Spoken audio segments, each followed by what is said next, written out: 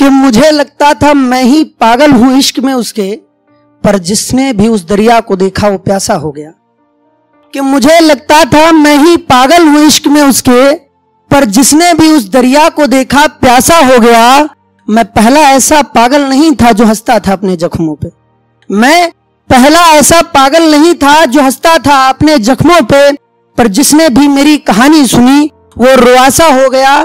और कभी हुआ करते थे जो मेरे हक में, कभी हुआ करते थे जो मेरे हक में, आजकल वो किसी गैर को नामों से पुकारते हैं।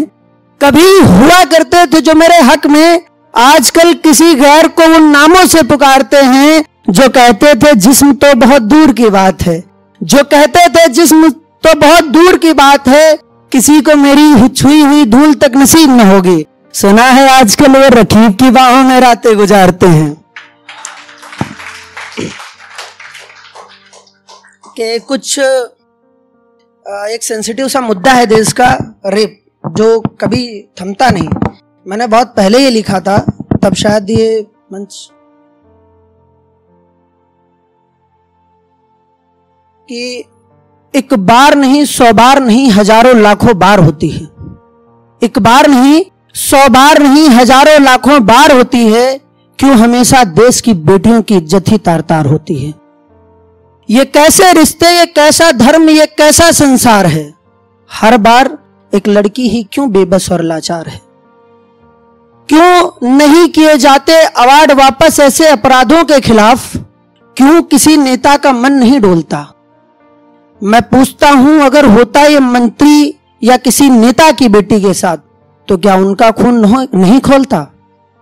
क्यों रातों को निकलने पर उसके चेहरे पे सुकून नहीं दिखता। क्यों इन पापों की सजाए मौत कोई कानून नहीं लिखता। क्यों नहीं समझते कि आजादी पे जितना तेरा जितना मेरा उतना उनका भी अधिकार है। क्यों नहीं समझते कि आजादी पे जितना तेरा जितना मेरा उतना उनका भी अधिकार है। इस देश के तमाम दुशासनों पे धिक्कार है। और एक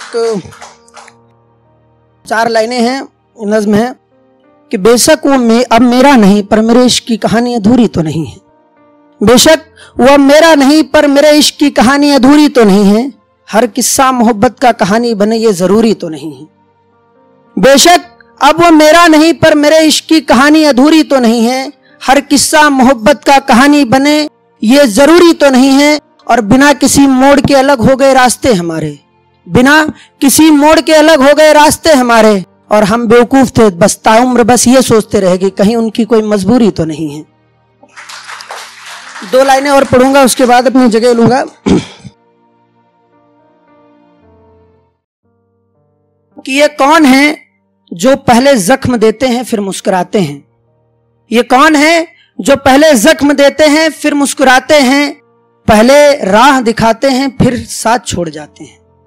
ये कौन है जो पहले जख्म देते हैं और फिर मुस्कुराते हैं, पहले राह दिखाते हैं फिर बीच रास्ते में राह छोड़ जाते हैं। मेरी उदासी का कारण पूछने वालों, मेरी उदासी का कारण पूछने वालों, कोई आपका आपसे बिछड़ा तो पूछेंगे कि रात को सोते हैं तो तकिए को सीने से क्यों लगाते हैं। Thank you.